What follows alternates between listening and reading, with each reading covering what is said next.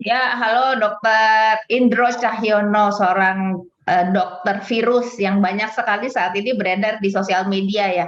Dan Dokter Indro ini salah satu dokter yang bikin saya memiliki semangat hidup ketika saya terpapar COVID. Saya langsung telepon, dok, saya terpapar nih, gimana gitu ya.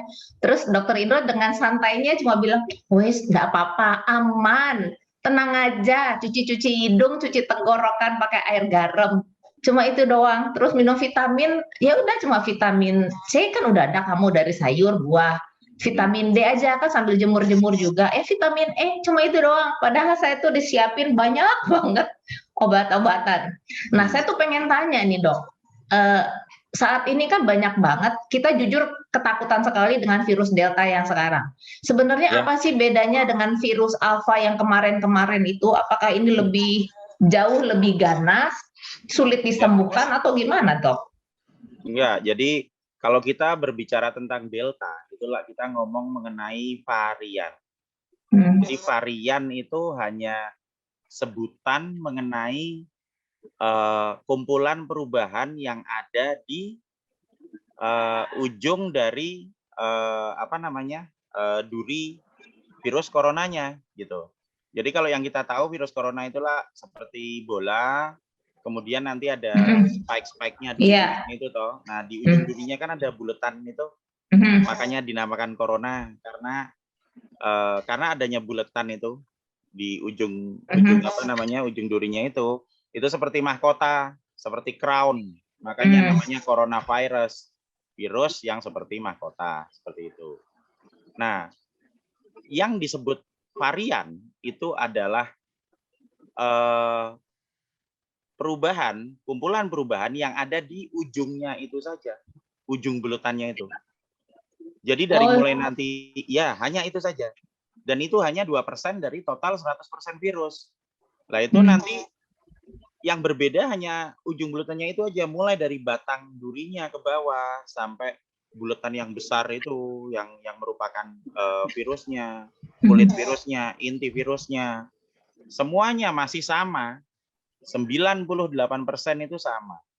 Jadi kita itu menghadapi virus yang sama hanya dengan sedikit perubahan, dan itu hanya 2% yang ada di ujung durinya saja. Jadi virusnya masih virus yang sama, tidak ada bedanya dengan yang kemarin. Itu bukan sesuatu virus yang berbeda. Jadi kalau manusia misalnya ada yang rambutnya panjang, ada yang nggak punya rambut Mhm. kayak saya gitu, tapi kan tetap Mhm. manusia. Mhm. Hanya rambutnya saja yang berbeda. Virus juga seperti itu. Virus yang dihadapi masih virus yang sama, bukan virus baru yang berbeda. Sehingga kalau misalnya tubuh kita pernah mengenali virus ini, jadi kita mengenali virus ini bisa lewat dua cara, imunisasi atau proses untuk membuat kekebalan terhadap manusia itu bisa didapat lewat dua hal. Pertama, lewat vaksinasi.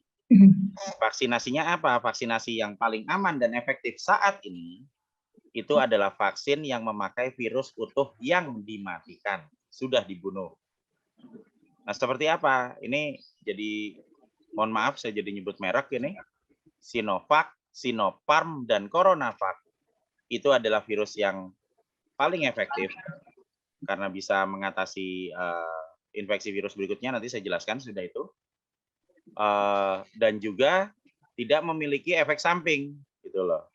Kenapa? Karena virusnya kan virus mati, bukan virus hidup, sehingga tidak akan menginfeksi tubuh kita untuk menimbulkan penyakit seperti itu. Itu cara pertama, vaksinasi dengan virus utuh yang dimatikan. Cara kedua apa? Cara kedua adalah dengan terkena infeksi alami. Mhm. Infeksi alami itu apa? Infeksi alami ya ketularan langsung. Hanya perbedaannya kalau misalnya vaksin kan kita disuntik terus kita tidak sakit, ya ada Ya. sedikit pegel dan demam gitu biasa. Saya kemarin Selasa ya divaksin, saya ngerasakan kok efek sampingnya itu selama 24 jam. Kemudian kalau misalnya infeksi alami, begitu kita terinfeksi alami, kita akan kemasukan virus hidup. Perbedaannya apa? Kalau yang tadi kan virusnya utuh tapi mati. Mhm. Kalau infeksi alami itu virusnya utuh tapi hidup. Virusnya virus hidup.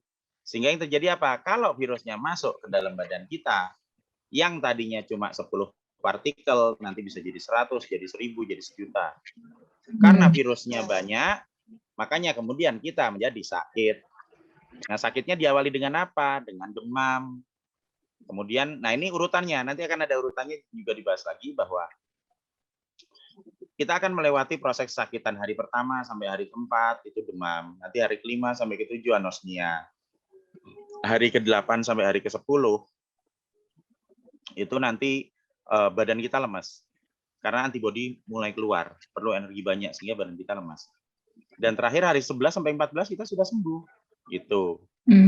Nah, sesudah badan kita kemasukan virus, entah itu yang hidup atau yang mati lewat vaksin, maka tubuh kita akan kenal. Begitu tubuh kita sudah kenal virus utuh, berarti kan kita dapat 100% data tentang virusnya, toh? Otomatis nanti antibodi yang dikeluarkan juga 100% terhadap semua komponen virus yang ada.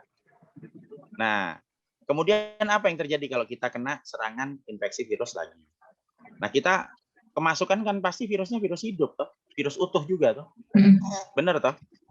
Kalau misalnya virusnya sama, ya tubuh kita akan kenali dia 100% kan gitu. Kita udah dapat data, nanti mengeluarkan antibodi. Antibodi itu kan spesifik sekali. Bukan terhadap satu virusnya saja, tapi semua komponen kecil-kecilnya itu spesifik sekali. Ada 10 pangkat, antara 10 pangkat 3 sampai 10 pangkat 7 kombinasi antibodi untuk satu virus. Jadi kalau kita berpikir kayak misalnya kita punya apa kombinasi di berangkas itu terdiri dari berapa? 6 angka gitu kan? Kombinasi virus itu ada 10 pangkat 3. Berarti 10 pangkat 3 itu berarti 1000 kombinasi sampai 10 pangkat 7. Jadi ada kemungkinan virus ini bermutasi sampai segitu banyak, Dok? Bukan, antibodi kita jadi, yang bisa ngatasinya. Antibodi kita. Antibodi kita akan, maksudnya kita akan membayangkan bahwa antibodi itu bukan satu antibodi buat satu virus bleng gede itu enggak. Virus itu nanti dikerubuti semut. Nah, semutnya itu seperti antibodinya seperti itu. Jadi kembali lagi ke tadi, kita sudah pernah kena entah vaksin virus utuh atau kita sudah pernah kena infeksi alami, kemudian sembuh kan gitu. Tubuh kita sudah kenal sama virusnya dua-duanya, sehingga nanti pada saat nanti kemasukan virus lagi, kalau virusnya sama, ya tubuh kita akan mengeluarkan 100% virus yang antibodi. Antibodi itu yang bisa nempel di bagian virusnya itu 100% antibodi untuk virusnya. Sehingga apa? Kalau virusnya sudah dinetralkan antibodi, ya sudah. Nanti dihancurkan, kita sehat. Nah, apa yang terjadi kalau tubuh kita kemasukan varian Delta? Kan gitu. Ingat tadi varian Delta perbedaannya hanya 2%. Sehingga kalau kita pernah kena dengan varian yang sebelumnya, bukan varian alfa ya, bukan varian alfa, tapi varian yang dari Wuhan, originnya. Kita dulu yang 2020 pakai varian dari Wuhan. Pada saat kita dapat varian yang dari Wuhan, yang merupakan origin dari virusnya, sementara itu kan berbeda dengan Delta, benar toh? Ya, jadi kalau yang Wuhan dengan yang alfa sendiri sama atau enggak, Dok? Enggak, beda. Wuhan itu yang originnya enggak masuk ke situ. Oh, jadi dari Wuhan sendiri ke alfa dan delta ini udah beda-beda semua? Perbedaannya lah itu saya mau bicara tentang itu. Jadi perbedaannya hanya 2%. Kalau kita sudah pernah kayak Mbak Elis, udah divaksin kan kemarin kan? 2 kali kan? Iya kan? Pakai Sinovac kan? Ya. Berarti kan sudah dapat 100% virus hidup, virus utuh toh? Benar kan? Kemudian tiba-tiba besok ada varian Delta kan? Misalnya terkena gitu kan, terinfeksi ke dalam. Maka nanti tubuh kita akan mengenali 98% kesamaan dari virusnya. Oke. Nah, yang 2% gimana? Ya nggak apa-apa, yang 2% biarin aja. Nanti minggu depan akan keluar lagi, 7 hari sudah itu akan keluar yang 2%. Jadi, jika kita divaksin dengan menggunakan virus utuh atau kita pernah terinfeksi alami dan juga kemudian sembuh, maka tubuh kita punya data sebanyak 100% dari total virusnya dan akan bisa menghadapi varian apapun yang masuk ke Indonesia. Karena semuanya sama, masih sama, 98% masih sama. Sehingga nanti tetap akan dinetralkan oleh antibodi, bahkan dari varian-varian yang kemarin. Nggak masalah sama sekali. Nah, kalau misalnya katanya gini dok, memang saya udah divaksin nih, kan ada informasi yang mengatakan bahwa vaksin itu hanya bertahan 6 bulan, setelah itu dia akan turun. Antibodinya bertahan 6 bulan. Jadi kalau misalnya Mbak Elis divaksin sekarang, maka antibodinya akan bertahan selama 6 bulan paling lama, gitu kan? Nah itu sesudah 6 bulan apa? Ya habis. Tapi yang inti dari ilmu kekebalan atau imunologi bukan masalah antibodi, tapi namanya sel memori. Sel memori itu apa? Sel memori itu sel yang mengingat semua data virus yang pernah masuk. Jadi nanti pada saat kita terinfeksi lagi, katakanlah sudah 6 bulan antibodinya habis kan? Ya kan? Terus tiba-tiba 6 bulan tambah 2 hari, tiba-tiba kita terinfeksi kan gitu. Maka antibodi akan dikeluarkan lagi, tapi tidak dalam waktu 7 hari atau 14 hari, 24 jam langsung keluar. Sekarang kena, besok kebal. Jadi kalau aman ya? Iya, Mbak Elis sudah pernah divaksin, maka jika suatu saat nanti terinfeksi, maka dalam waktu 24 jam ya keluar antibodinya. Sesuai dengan jumlah virus yang masuk. Virus yang masuk banyak, antibodi keluar banyak. Virus yang masuk sedikit, antibodi keluar sedikit. Ya udah. Berarti jadi lebih efektif dong, lebih bagus juga dibanding 6 bulan sebelumnya. Dibandingkan gimana? Yang waktu masih awal-awal di 6 bulan pertama itu antibodinya jadi maksudnya gini, setelah 6 bulan kan dia memang turun, tapi dia juga lebih efektif nggak dibanding yang 6 bulan yang pertama setelah divaksin? Ya sama saja. Antibodi yang keluar kan sama, ya. Antibodi yang keluar sama saja. Antibodi yang keluar sama saja, dan sel memori bertahan sampai 30 tahun. Jadi sesudah divaksin itu, nanti sampai 30 tahun ke depan itu kalau ada ya tetap akan keluar antibodinya. Persis sama kayak dulu, ingat kita divaksin cacar. Kan kita divaksin cacar cuma sekali, tidak 6 bulan sekali kan? Betul. Atau 2 bulan sekali toh. Nah, cuma gini dok, ada ketakutan kan katanya ini si COVID ini berbahaya bagi yang komorbid. Ya. Nah, jadi ada sebagian orang takut kalau disuntik vaksin kan dimasukin virus tuh. Sementara saya punya komorbid. Jadi banyak orang yang kayaknya kalau saya ada komorbid nggak usah disuntik deh, nanti malah tambah bahaya. Nggak usah divaksin lah gitu. Itu gimana sih dok? Vaksin kan isinya virus mati. Virus mati tidak menimbulkan infeksi apapun. Jadi jika dengan penyakit yang tidak berat, ya itu divaksin dan tidak ada masalah apapun, aman, 100% aman. Jadi sekalipun komorbid divaksin sebetulnya aman-aman aja. Ya aman saja. Masalah. Enggak masalah apa-apa. Mbak Elis divaksin enggak apa-apa. 2 kali, saya divaksin sekali. Sampai sekarang juga aman-aman saja, enggak ada apa-apa. Sebagian besar permasalahan adalah karena sumber informasi yang jujur itu tidak ada di negara ini. Karena tidak ada yang meneliti virusnya, sehingga yang didapat apa? Sumber informasi dari media itu tidak ada peneliti virus di sana. Mereka hanya menyitir kembali dari sitiran lagi, yang kemudian ditambah-tambahi lagi.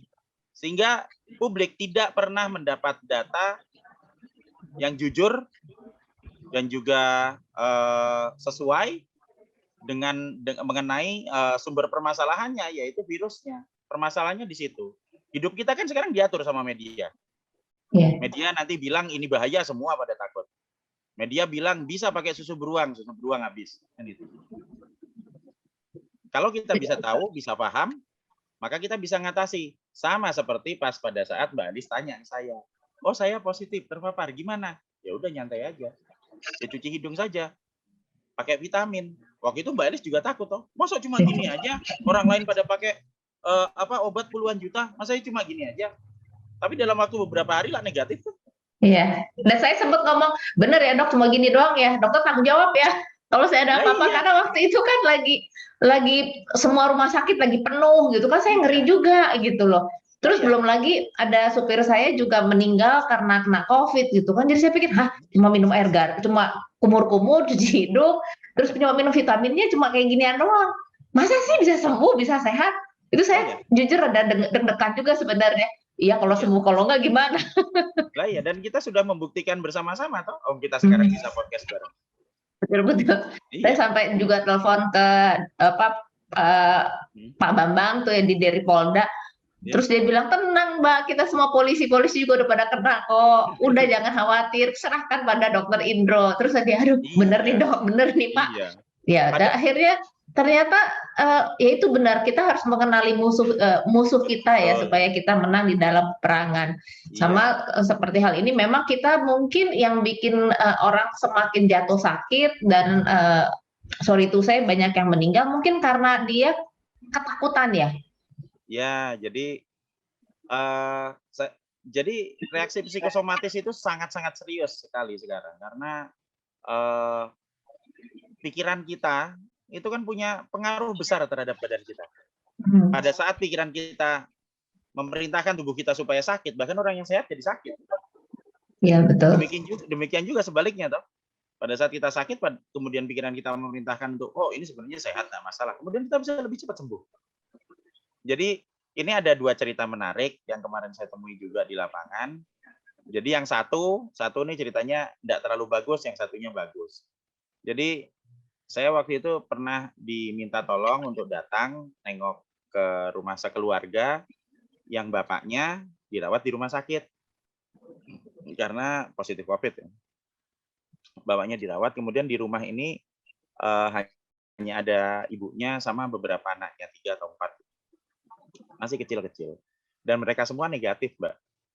Mereka semua negatif, mereka semua sehat, 100% sehat. Saya datang sore-sore, dan ibunya tanya ke saya, Pak, kalau misalnya COVID bisa diare enggak? Gitu. Nah, saya jawab, ya mungkin saja bisa diare. Malamnya ibunya diare. Malamnya ibunya diare, kemudian panik, sampai akhirnya nelpon, wah saya udah nggak kuat lagi, saya udah 5 kali diare ini, terus pingsan, semaput, langsung dibawa ke rumah sakit dalam kondisi negatif.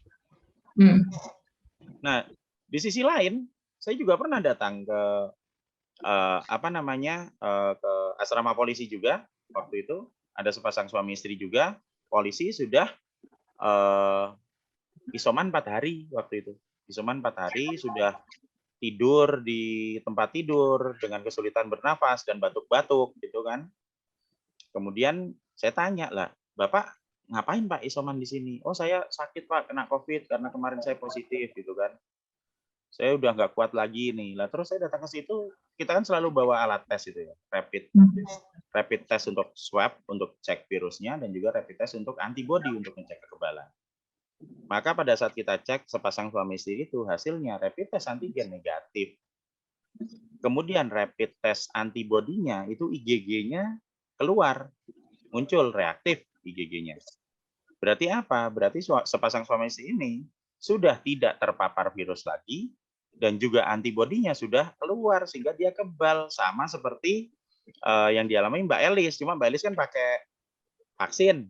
Nah, suami istri ini dari infeksi alami nih. Lalu saya bilang ke bapaknya, Pak, sampean itu sehat, Pak.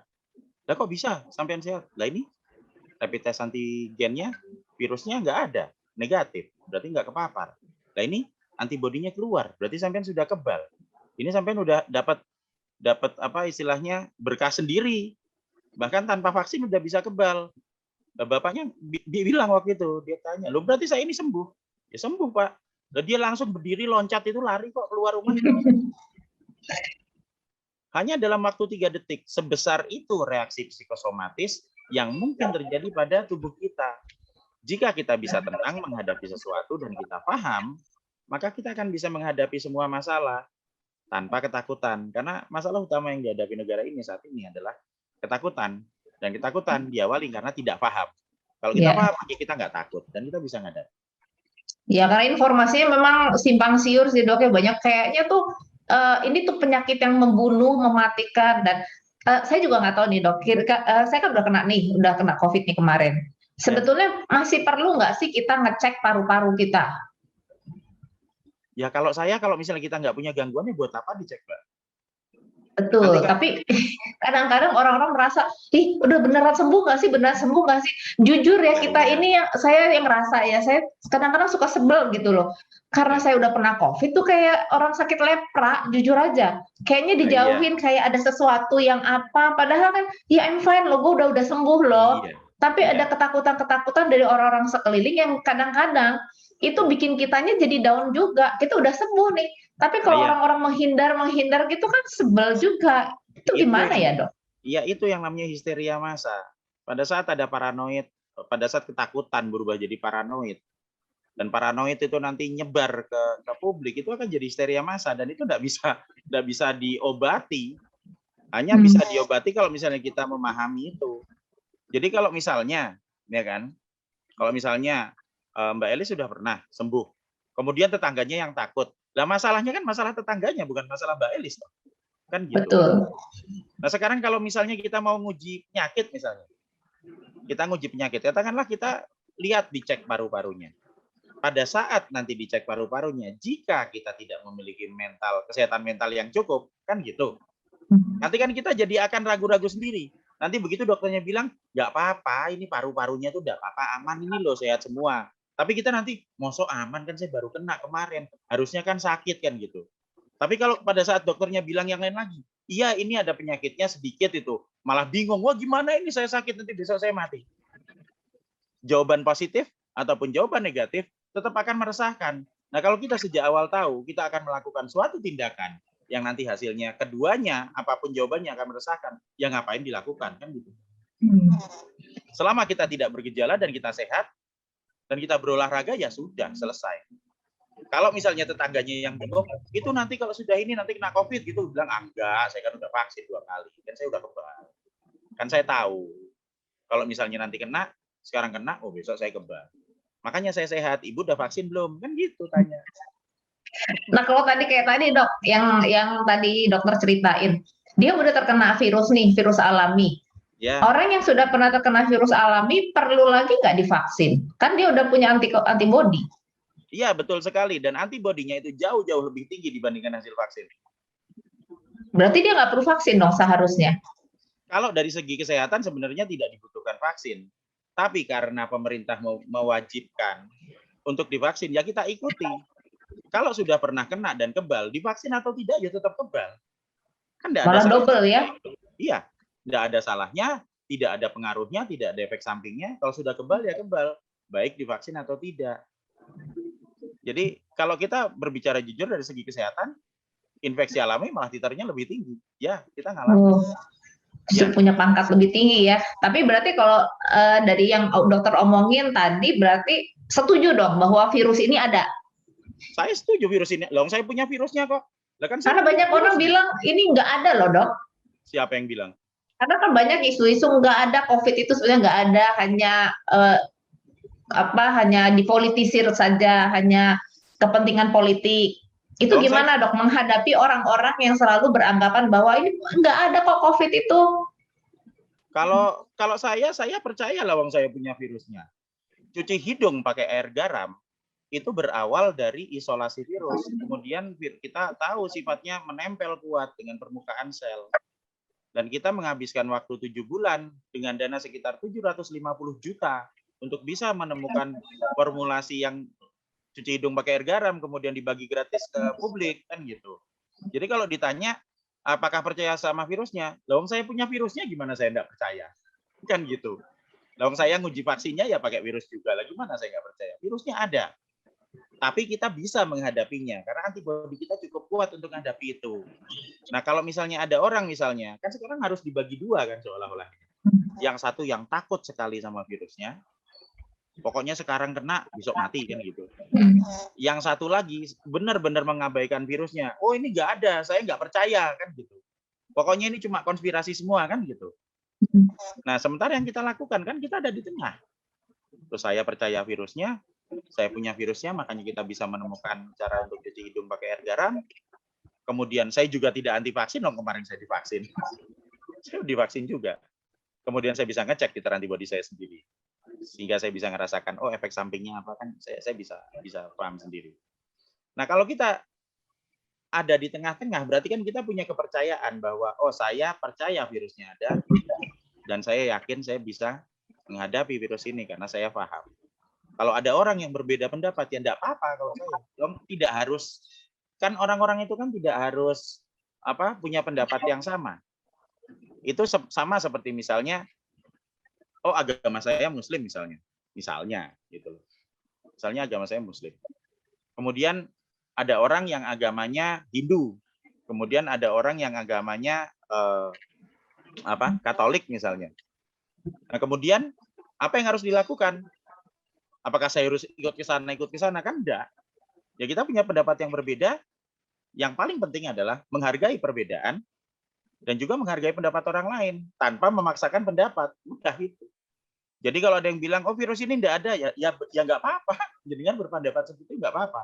Kalau sampean bisa berpendapat virus itu tidak ada, saya boleh dong berpendapat virus ini ada.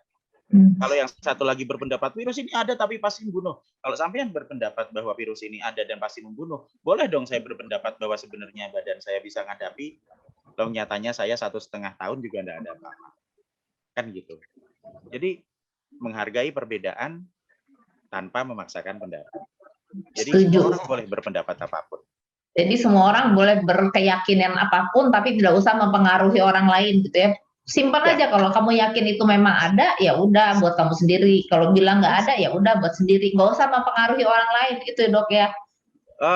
Kita tidak usah terpengaruh dengan orang lain, karena kalau kita bilang tidak usah mempengaruhi kan berarti kita mengandalkan pada respon lingkungan, toh.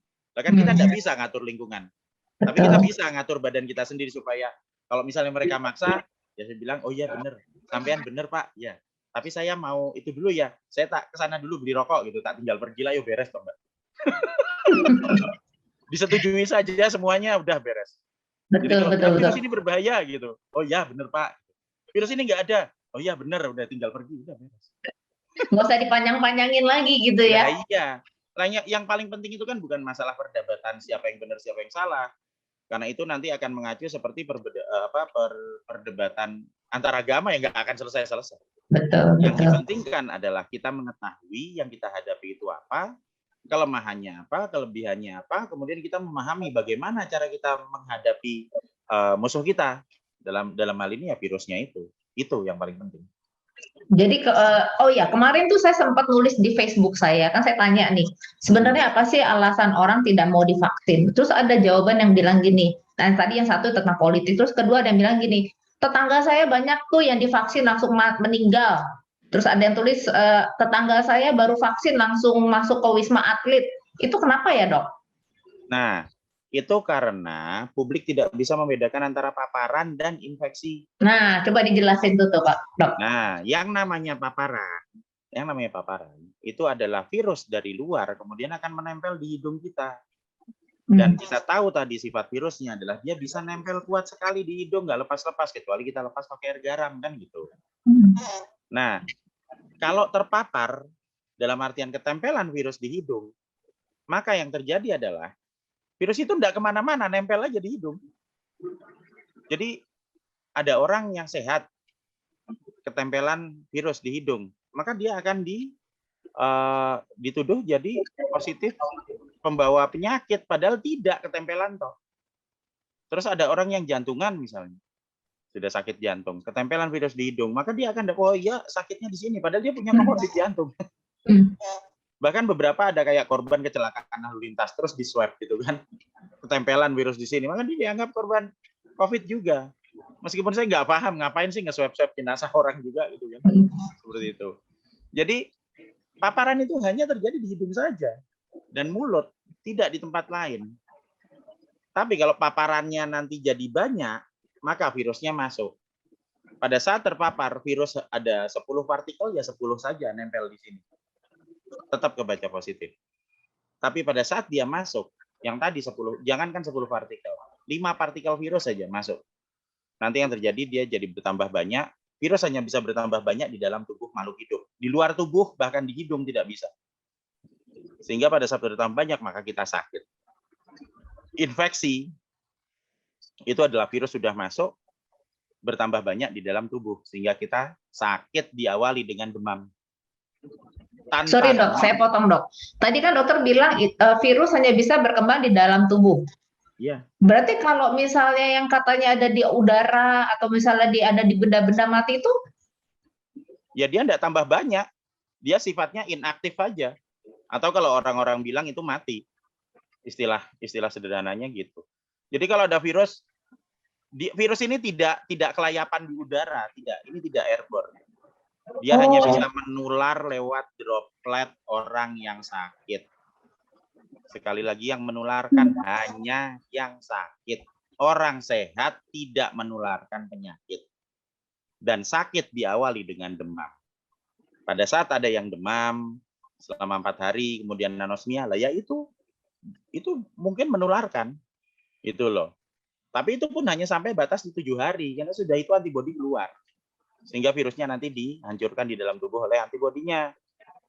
Jadi kalau misalnya yang dibilang yang sakit itu ya yang nular yang sakit. Kalau orang normal kayak misalnya Mbak Elis kemarin kan terpapar toh, tapi tidak demam kan?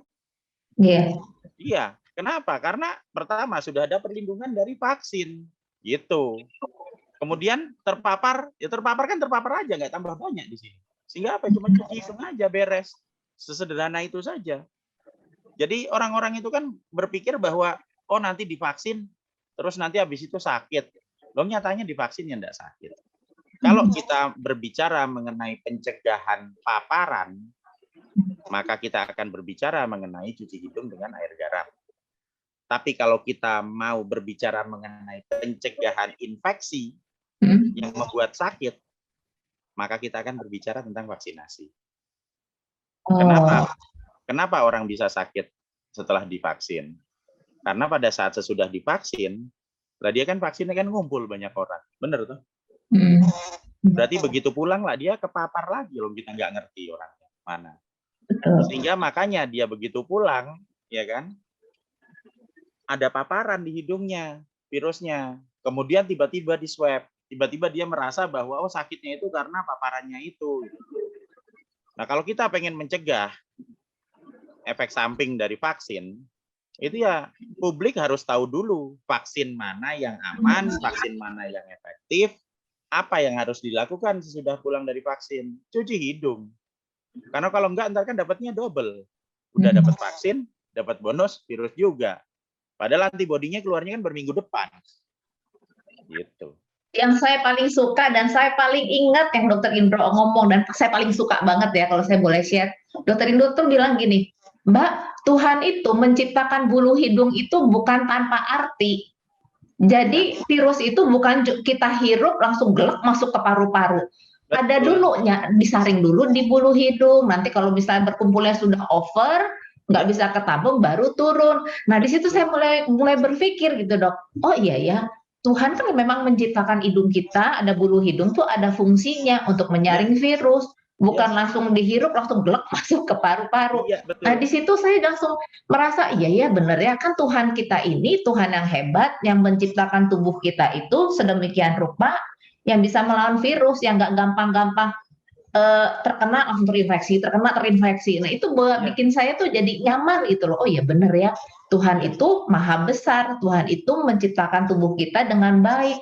Nggak mungkin dong hanya karena virus kayak begini kita bisa mati. Iya. Dan yang harus Tuhan kita lakukan adalah cuci hidung. Iya. Itu bikin saya nyaman banget. Lah iya. Lah itu kan Tuhan menunjukkan lewat statistik Satgas COVID. Kita lihat di situ dari 100% orang yang positif, 92% kan sembuh. Nah itulah udah ditunjukin sama Tuhan sendiri. Betul. Bahwa kalau kita kena, kalau kita sakit terinfeksi, bahkan bukan cuma terpapar loh, kalau kita terinfeksi ya 92% sembuh. Ya sudah. Yeah. Kita tinggal harus mengetahui bagaimana caranya kita menghadapi kan gitu. Betul. Iya. Permasalahannya kan yang statistik sekarang itu kan dia dihitung bukan berdasarkan dari penyakitnya, tapi dari paparan yang di hidung. Nah, kalau dari paparan yang di hidung ya simpel saja. Semakin banyak yang ngumpul ya mesti semakin banyak yang kena gitu. Tapi kalau kita sudah punya senjatanya, paparan dilawan pakai cuci hidung, pakai air garam. Infeksi ya dilawan pakai vaksin. Ya sudah. Jadi sebenarnya simpel banget dengan COVID ini ya. Banyak orang aja terlalu dilebay-lebayin, diheboh-hebohin. Makanya saya pengen banget membagikan talk show hari ini tuh buat supaya teman-teman tahu bahwa memang virus ini memang ada loh. Ada. Tapi gak usah takut selama kita tahu cara penanganannya. Penanganannya simpel. Kalau bisa setiap hari cuci hidung gitu dok ya. Cuci hidung pakai air garam. Iya, kalau saya setiap kali kita pulang dari berkegiatan aja Mbak. Jadi kalau kita pulang ke rumah kan, kalau kita keluar mungkin saja nanti kan ketempelan gitu kan. Hmm. Misalnya, oh saya pergi nanti ketempelan 30 gitu. Terus nanti pergi lagi ketempelan lagi 10 jadi 40. Misalnya batasnya 50 kan ya. Nanti pergi ketempelan 50. Nanti pas ada 2 partikel lagi masuk kan sudah penuh ini yang 50. Sehingga yang 2 nanti lah masuk ke dalam ke paru-paru. Nah, tapi kalau kita rutin melakukan cuci hidung sepulang dari berkegiatan, jadi sekarang nempel 30 dicuci hidungnya jadi 10. Nanti keluar lagi nempel lagi dicuci, lama-lama kan habis. Jadi kalau saya untuk pencegahan ya setiap kali pulang dari berkegiatan, terutama pada saat kita melakukan interaksi dengan banyak orang, berarti kan ada potensi sebaran toh. Itu ya kita cuci hidung. Tapi kalau jika di dalam satu ruangan dan di dalamnya orangnya sehat semua, sebenarnya tidak terlalu masalah. Tapi kalau kita mau bikin analisa risiko, ya tetap cuci hidung.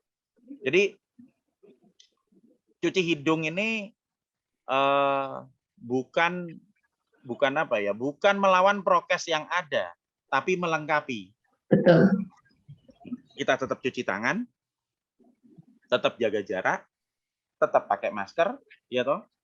Tapi setelah kita evaluasi lagi dengan prokes yang ada itu, kan ya tetap banyak yang positif toh. Meskipun tetap sudah melakukan, kok tetap positif kan gitu. Kenapa? Karena di lini terakhir, di batas terakhir tidak dilakukan pembersihan. Sehingga kalau kita tambah lagi misalnya cuci tangan, kemudian jaga jarak, pakai masker, dan nanti setiap kali pulang ke rumah itu cuci hidung, maka apa? Kita sudah melengkapi semuanya. Betul. Nah, kalau sudah melengkapi semuanya, istilahnya kalau jalan mau masuk ke rumahnya sudah dijagai semua, terutama pas yang di bagian terakhir di pintunya juga sudah dibersihkan, lah ya virusnya kan tidak bisa masuk. Cuci hidung justru melengkapi prokes supaya rakyat semua bisa terhindar dari penyakit gitu. Jadi bukan meniadakan prokes tapi melengkapi gitu ya dok. Iya. Tapi gimana dok kalau kan ada informasi yang mengatakan nggak boleh pegang hidung, mulut dan mata.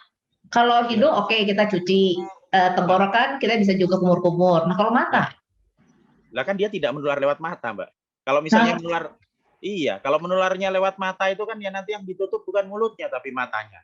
Justru itu makanya saya kadang bingung gitu loh, menebar lewat mata saya tuh sampai gini, aduh kalau mata juga nggak boleh ngucak-ngucak itu nanti gimana ya? Saya mikir di situ, Tidak, dia tidak menular lewat mata atau lubang telinga, tidak. Dia hanya lewat mulut atau hidung.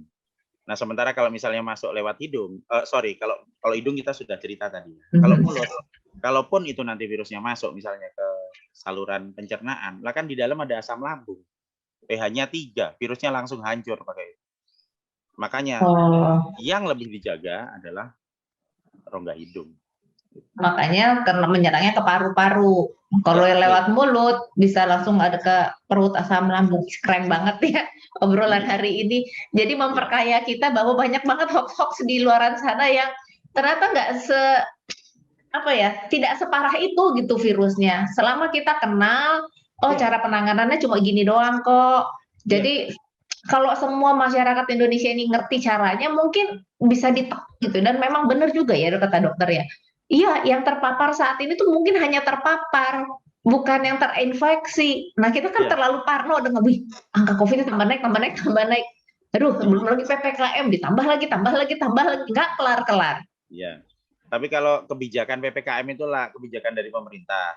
Nah kalau kita sebagai warga negara ya kita mengikuti aturan pemerintah. Kalau harus PPKM ya diikuti PPKM-nya, gitu kan, diikuti aturannya. Tapi kan bukan berarti kita melakukan pembatasan PPKM itu dengan ketakutan, toh. Kalau kita melakukan PPKM itu dengan kondisi tenang dan juga malah kalau kita melakukan dengan kondisi gembira kan semuanya akan lebih gampang. Kita nggak tertekan, kita bisa kok melakukan kegiatan yang kita mau loh, pemerintah memperhatikan banyak hal. Itu. Iya deh, Dokter Indro, makasih banget untuk pencerahan hari ini yang sangat memperkaya kita semua akhirnya ngerti, wah cara memerangi virus itu kayak gitu, supaya kita menang dan tetap sehat selalu. Itu deh, Dokter Indro ya. Terima kasih banyak untuk sharingnya. Semoga pembicaraan kita hari ini bisa memperkaya buat teman-teman semua dan kita bisa terhindar dari virus COVID dan kita tetap Ya. selalu dalam keadaan sehat. Terima kasih teman-teman semua. Terima Sama-sama, kasih Mbak. Dokter Indro. Sama-sama. Sampai ketemu lagi. Bye-bye. Bye, Mbak.